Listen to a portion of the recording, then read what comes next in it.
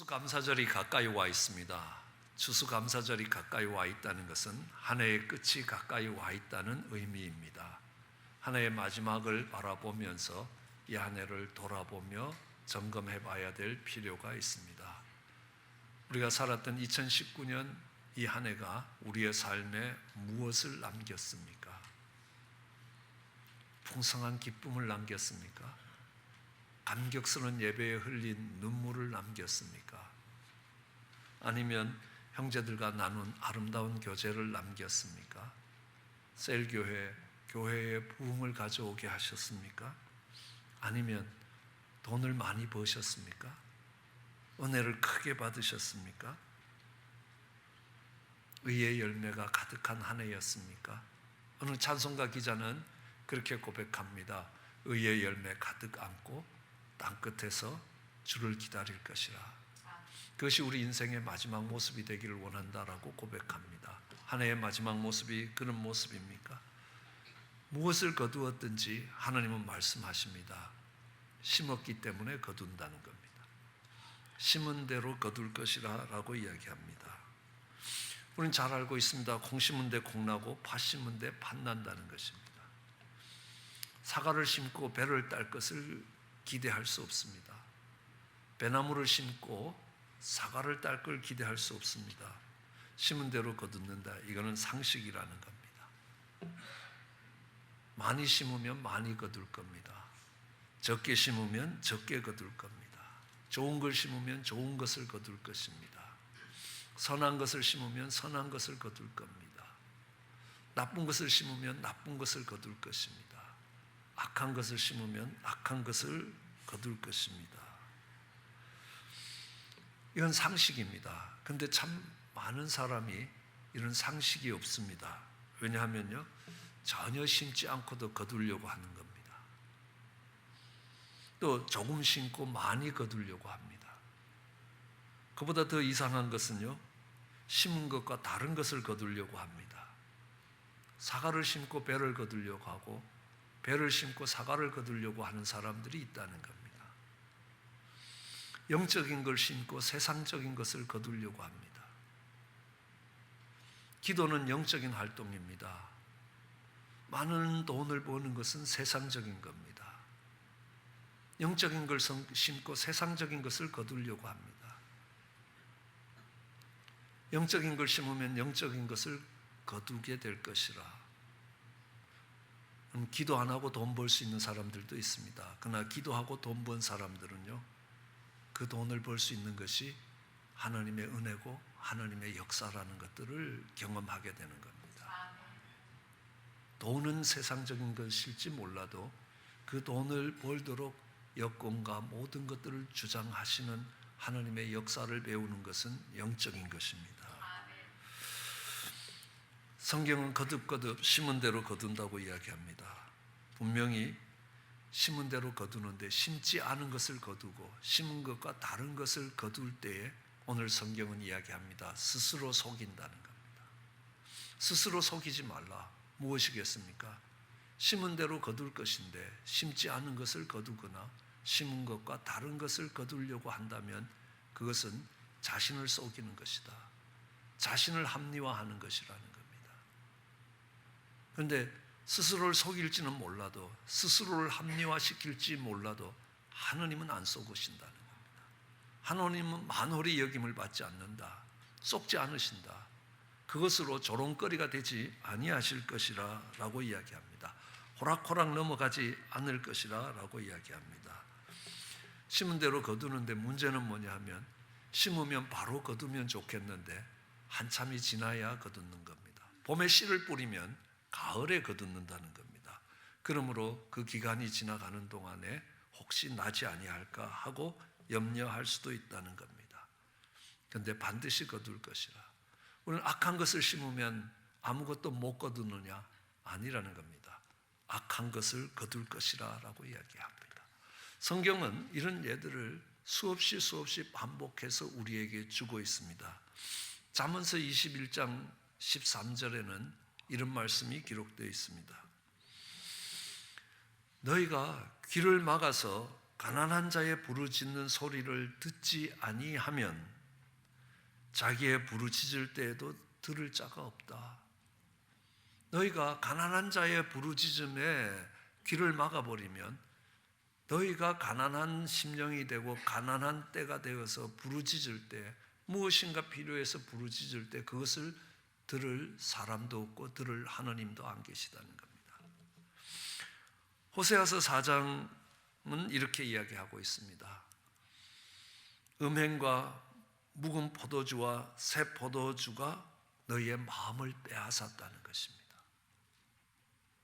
그래서 우상 숭배를 하는 겁니다. 나무를 향하여 묻고 막대기를 향하여 고한다는 겁니다. 저희가 음란한 마음으로 미혹됐다.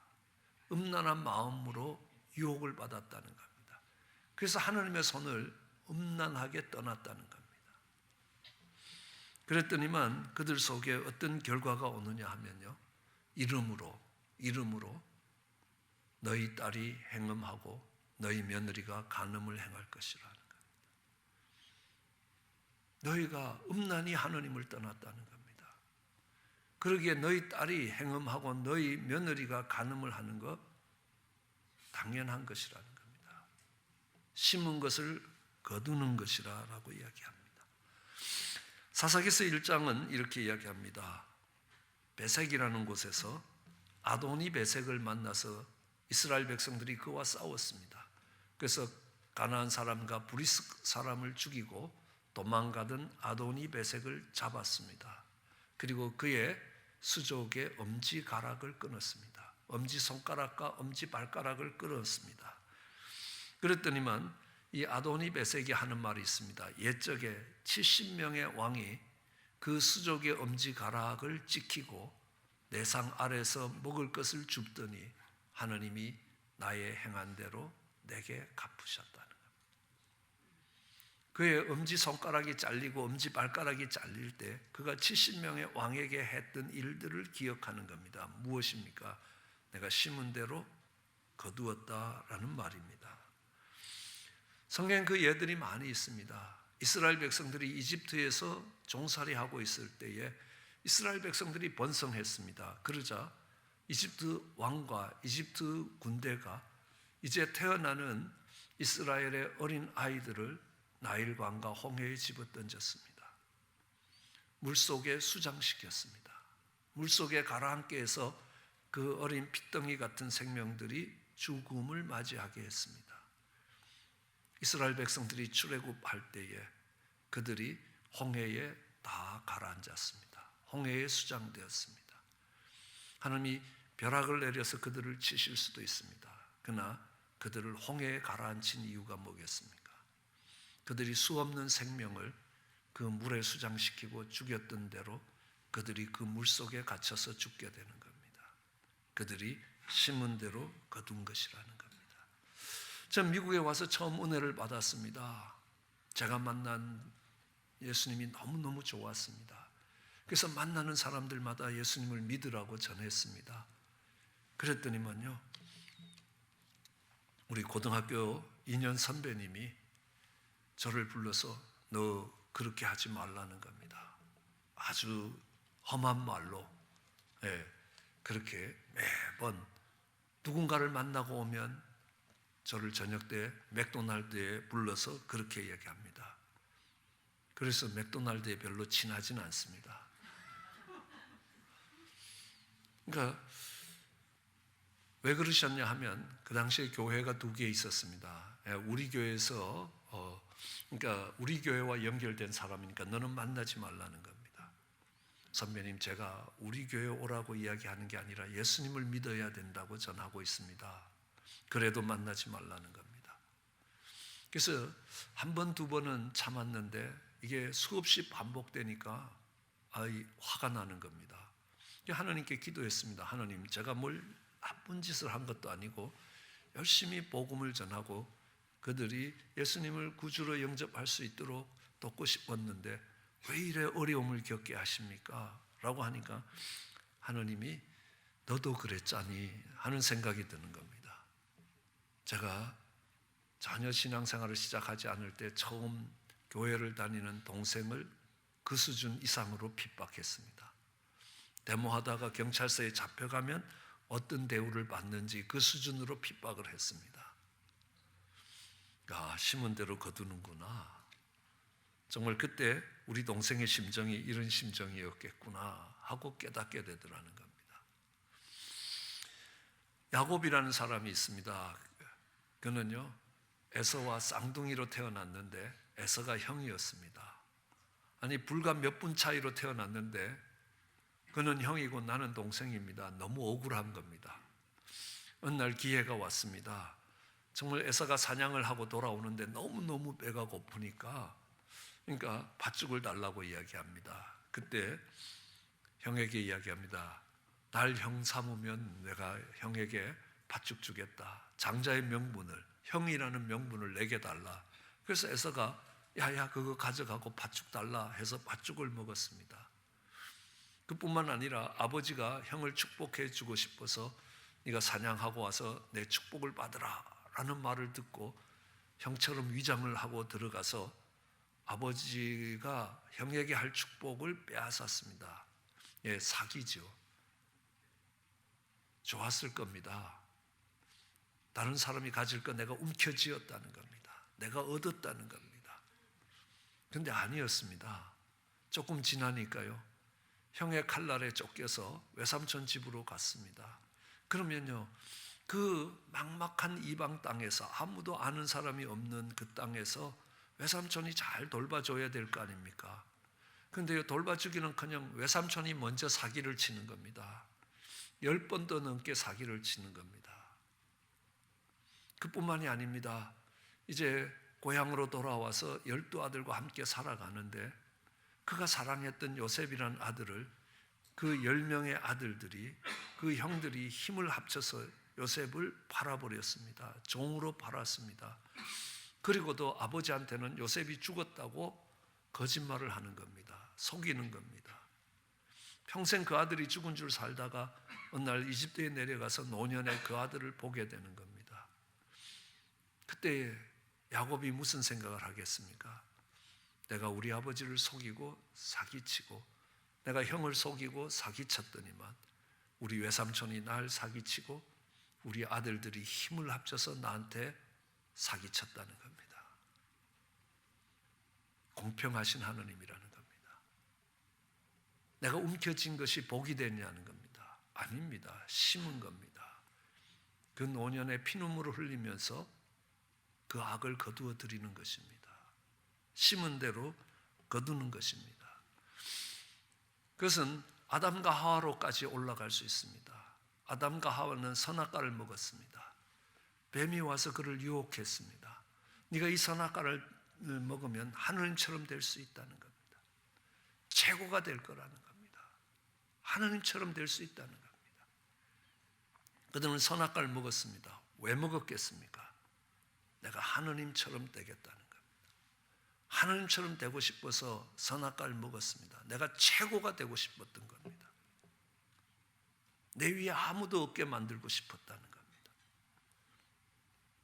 그런데 그것은 죄를 심은 것이었습니다. 그 죄의 열매는 어떻게 나타나느냐 하면요, 그에게 두 아들이 있었습니다. 가인과 아벨이었습니다. 그런데 그 형 가인은 최고가 되고 싶었습니다. 그런데 동생 때문에 최고가 되질 못하는 겁니다. 같이 제사를 드리는데도 하느님이 동생의 제사는 기쁘게 받으시는데 자신의 제사는 기쁘게 받지 않는 겁니다. 내가 무엇을 잘못했는가를 돌아보기 전에 저 동생이 없다면 나는 최고가 될 수 있다는 겁니다. 그래서 들판에 홀로 있을 때 그 동생을 돌로 쳐 죽이게 되는 겁니다. 왜요? 내가 최고가 되기 위해서요. 그의 부모였던 아담과 하와가 심었습니다. 그 열매로 거두는 것이 가인이 아벨을 죽이는 사건이 되는 것입니다. 심은 대로 거둔 것입니다. 우리는 꼭 나쁜 것만이 아닙니다. 좋은 것도, 선한 것도 심으면 좋은 것, 선한 것으로 열릴 것입니다. 이스라엘에게는 사울이라는 초대 왕이 있었습니다. 다윗은 그 왕의 사위였습니다. 전쟁에 나가서 그 이스라엘을 위하여 목숨을 걸고 용맹하게 싸웠습니다. 그런데 돌아왔더니만요, 여인들이 노래를 합니다. 다윗이 죽인 자는 만만이고 사울이 죽인 자는 천천이라는 겁니다. 그때부터 자기의 장인이자 왕의 시기심이 발동이 됐습니다. 아니, 내가 최고가 되어야 되는데 저 다윗이 어쩌면 내 자리를 빼앗아 갈지 모르겠다는 생각이 드는 겁니다. 그때부터 다윗을 죽이고자 합니다. 이제 다윗은 도망자가 되었습니다. 그럼 얼마나 억울하겠습니까? 내가 충성스럽게 최선을 다해서 목숨을 걸고 왕을 위해 싸웠는데 칭찬으로 상으로 돌아온 것도 아니고요, 그게 오해가 되고 배반이 돼서 자신을 죽이려 하는 겁니다. 어느 날 엔게디 동굴에 숨어 있었습니다. 다윗이 2,000이 넘는 군사를 이끌고 사울이 잡으러 왔습니다. 가장 냄새가 심한 양들이 똥 싸는 굴에 들어가서 숨어 있었습니다. 그런데 사울이 들어오는 겁니다. 이제 발각된 겁니다. 테러도 없습니다. 다 죽었다 싶은데 갑자기 사울이 돌아서더니만 바지를 내립니다. 대변을 보러 들어온 겁니다. 용변 보러 들어온 겁니다. 우리 성경에는 옷으로 발을 가렸다 이렇게 표현하는데 굉장히 쉽게 표현하면 용변 보러 들어온 겁니다. 그래서 다윗의 부하들이 이야기합니다. 왕이여, 말씀만 하십시오. 한 칼에 2번도 찌르지 않고 한 칼에 죽일 수 있습니다. 그런데 다윗이 안 합니다. 하느님이 기름 부어 세운 자를 하느님이 수단이 없어서 못 없애시겠냐는 겁니다.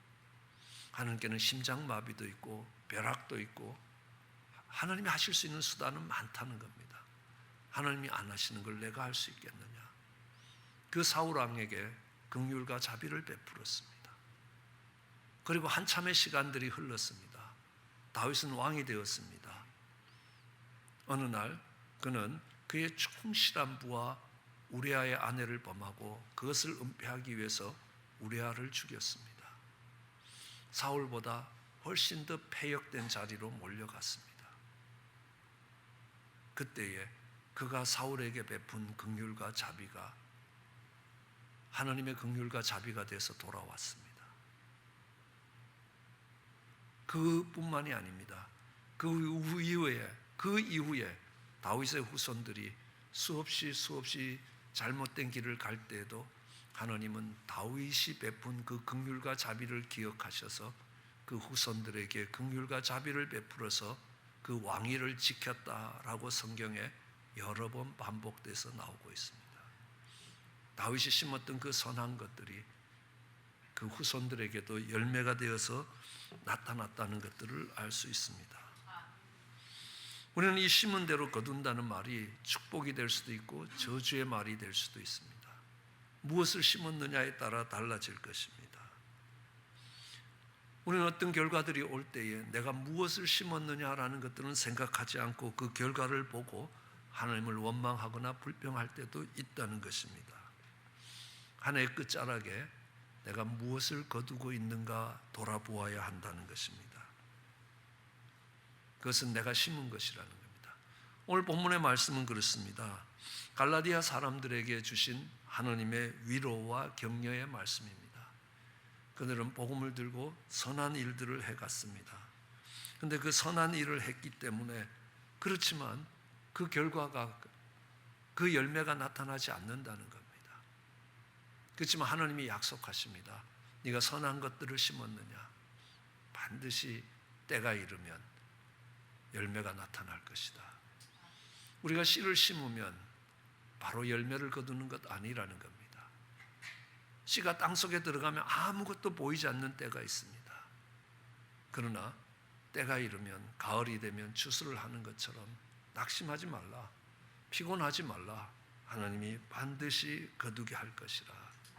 하나님 약속하십니다. 시편 126편에도요. 눈물로 씨를 뿌리러 나아가는 자는 기쁨으로 거둘 것이라는 겁니다. 울며 씨를 뿌리러 나가는 자는 반드시 기쁨으로 그 단을 가지고 돌아올 것이라는 겁니다. 심을 때가 있고 거둘 때가 있다는 겁니다. 선을 심으라. 그러면 그 씨앗이 자라갈 것이라. 그 하나님이 약속하신 심은 대로 거두는 법칙은 그대로 우리에게 있을 것이라는 겁니다. 저는 언젠가 저희 새벽 예배에 나오시는 김동영 목사님이 장학재단을 만들었습니다. 그래서 중국에 있는 어린 학생들을 공부시키는 일이었습니다. 목사님이 직접 중국에 가서 그 학생들을 다 인터뷰하시고 매년 한 번, 두 번씩 가서 그 학생들이 어떻게 공부하는가 매년 가면서 그 학생들을 격려했습니다. 얼마나 열매가 많은지 모릅니다. 그렇게 초중고등학교에서 시작했던 그들이 북경대에 와서 저희 영어 캠프 칼람이 갔을 때 얼마나 함께 아름다운 일들을 이루어 갔는지 많은 학생들이 나중에 대학에 와서 만나는 경우를 보게 됐습니다. 그 열매가 어떨지 잘 몰랐지만요, 저는 노 목사님이 하시기에 담임 목사로서 체면을 위해서 두 학생을 지원했습니다. 근데 저희 아내는요, 저보다 지혜로웠습니다. 하나님께 이렇게 기도합니다. 하나님, 내가 얼굴도 이름도 모르는 이 두 학생을 키웁니다. 공부시킵니다. 하나님, 우리 두 자녀들을 공부시켜 주십시오. 예, 어려운 형편에서 하나님이 우리 두 자녀를 다 공부시켰습니다. 대학을 들어가면서 한 번도 용돈 한 번 줘본 적이 없다는 겁니다. 그리고 동생은, 누나가 내가 공부하고 싶었는데 못했는데 너는 네가 공부하려고 하면 내가 도와주겠다고 그랬습니다. 하나님이 이렇게 갚으시는구나 라는 겁니다. 저는 학생타운에서 공부를 할 때 가끔 부모님들이 향토 장학금을 보내주신 적이 있습니다. 학교에서 일을 하면서 돈을 받고 있었기 때문에 큰 도움이 되었습니다. 그럼에도 도움이 되었습니다. 그래서 그 향토 장학금의 10분의 1을 정리를 해서 정말 목회하는 우리 선배 목사님들, 그러니까 도왔습니다. 그랬더니만요, 제가 이 교회 개척해서 교인이 9명일 때 메일박스를 열 때마다 누군가가 책을 보내왔습니다. 제가 보낸 금액만큼 보내왔습니다. 그래서 그때 좀 더 큰 돈을 보낼 걸 하는 후회가 얼마나 되는지 모릅니다. 언젠가 원종수 목사님 간증을 들었습니다. 그러면 그럽니다. 길거리에 있는 거지 같은 할아버지를 집으로 모시고 와서 깨끗이 씻고 한 달간 어머님이 그 밥상에서 먹고 마시게 하셨다는 겁니다. 그가 미국에 와서 참 어려운 시절을 보낼 때도 하나님이 환상 중에 그걸 보여주시면서 내가 그때 배고플 때 네가 돌아봤기 때문에 내가 너 배고프지 않게 할 것이라 라는 약속을 해주시더라는 겁니다. 그 간증을 들으면서 저도 생각난 게 하나 있었습니다. 언젠가 플로리다 여행을 하고 있었습니다. 우리 가족이 여행을 하고 있었습니다. 그때는 아들이 태어나기 전이었습니다. 까마득한 옛날이었습니다. 너무 늦은 밤에 식당들을 찾기가 어려웠습니다. 근데 제가 별로 안 좋아하는 켄터키 프라이드 치킨 집에 들어갔습니다. 그래서 큰 패밀리 사이즈의 큰 것들을 시켰습니다. 제가 별로 안 좋아하니까 이렇게 많이 남아 있었습니다. 근데 한편으로 이렇게 보니까 한 구석에 늦은 시간이 됐는데 노숙자처럼 보이는 분이 닭고기 하나를 놓고 그냥 식사를 하고 있습니다. 근데 하나님이 그런 마음을 주시는 겁니다. 저 사람 분명 돈이 없어서 배불리 먹지 못한다는 겁니다. 그래서 저희 딸에게 이 좀 할아버지께 갖다 드리라라고 이야기했습니다. 그리고 그 이후로 저는 이 미국에 30년을 살면서 한 번도 배고파 보지 않았습니다. 하나님이 지극히 작은 자를 돌볼 때 하나님이 이렇게 갚으시는구나 라는 것들을 배울 수 있을 것입니다. 저희가 서울에 와서 공부를 하고 있을 때에 먼 친척 아저씨가 꼭 1년에 2번씩 과일을 오랫동안 먹을 수 있을 만큼의 많은 과일을 사갖고 저희 집에 찾아오셨습니다. 그래서 한 번은 어찌 이렇게 하시냐라고 물었습니다. 그랬더니만 그분이 이렇게 이야기합니다. 내가 힘들 때 자네 부친한테 많은 신세를 졌다는 겁니다. 분명히 심기는 우리 아버님이 심었습니다. 거두기는 제가 거둬드렸습니다. 얼마나 행복했는지 모릅니다. 눈물로 씨를 심어야 합니다. 자녀들을 위해서 눈물로 씨를 심으십시오. 그러면 반드시 때가 되면 거둘 것이라 라고 약속합니다. 너희가 흐르는 물에 먹을 것을 집어 던져도 하나님이 그것이 누구의 손에 갈지 몰라도 하나님이 갚으시겠다라고 약속하시는 겁니다. 선한 일을 심으십시오. 그러면 반드시 열매를 거두게 될 것이라는 겁니다. 한 해의 빈자락에 한 해의 끝에서 빈손입니까? 아닙니다. 하나님이 다시 기회를 주실 겁니다. 어쩌면 우리 하나님이 이 나무는 찍어버리겠다라고 할 때도 우리의 주 되신 예수님이 한 해만 더 기회를 달라고, 내가 걸음을 주고 땅을 파고 다시 한번 해볼 테니까 안 되면 그때라도 찍어버리라는 겁니다. 그 주님의 은혜로 다시 한번 기회가 주어질 것입니다. 그때 심으실 수 있기를 원합니다.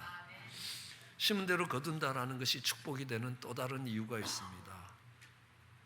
이 심은 대로 거둔다는 말은 은혜로 산다는 말하고 조금 상반되는 것 같습니다. 왜냐하면 은혜는 받을 자격이 없는 자가 받은 선물을 은혜라고 이야기합니다. 딸에게 20불을 주고 거지에게 10불을 주면 거지는 그것을 은혜로 생각합니다. 딸은요, 용돈 적게 좋다고 원망하고 불평합니다. 은혜라는 것은 많은 선물을 받은 것이 아니라 받을 자격이 없는 자가 받았다는 것입니다. 그래서 은혜를 설명할 때는 항상 그러나, 받을 자격이 없다, 그러나 받았다는 겁니다. 그러나 심은 대로 거둔다는 것은 그러므로로 연결됩니다. 많이 심었다, 그러므로 많이 열린다. 물론 많이 심었다고 많이 열리는 것 아닙니다. 보이지 않는 자리에서 하나님의 은혜가 있어야 됩니다. 비가 내려줘야 되고요, 또 여러 가지 환경들이 조성돼야지 많은 것들을 거둘 수 있게 되는 겁니다.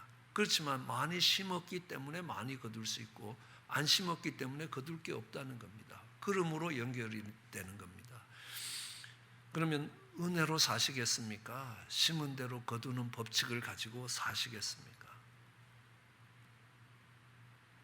우리는 우리 자녀들을 키우면서 알 수 있습니다.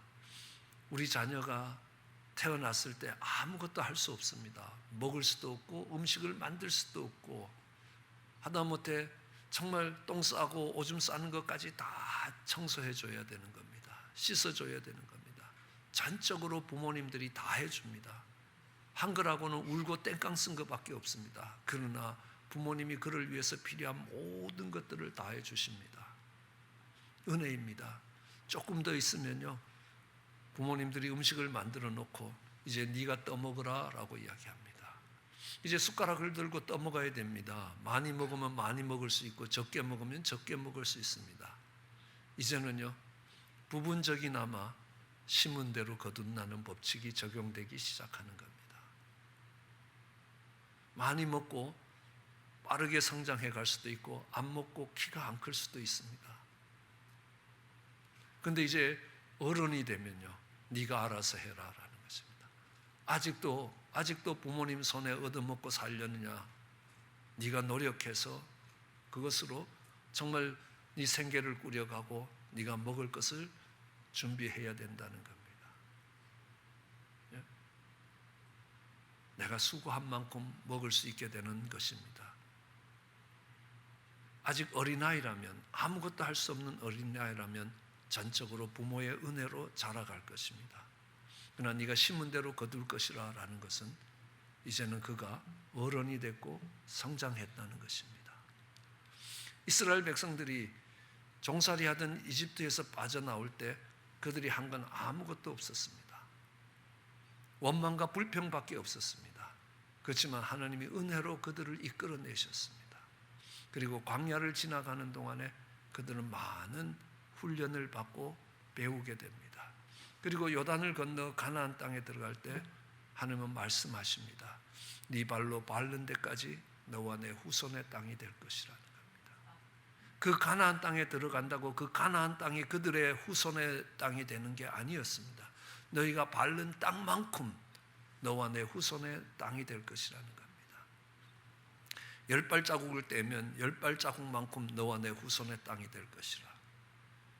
그게 100발자국을 떼면 100발자국만큼 너와 내 후손의 땅이 될 것이라 라고 말씀하시는 겁니다. 네가 발로 밟는 데까지 너와 내 후손의 땅이 될 것이라.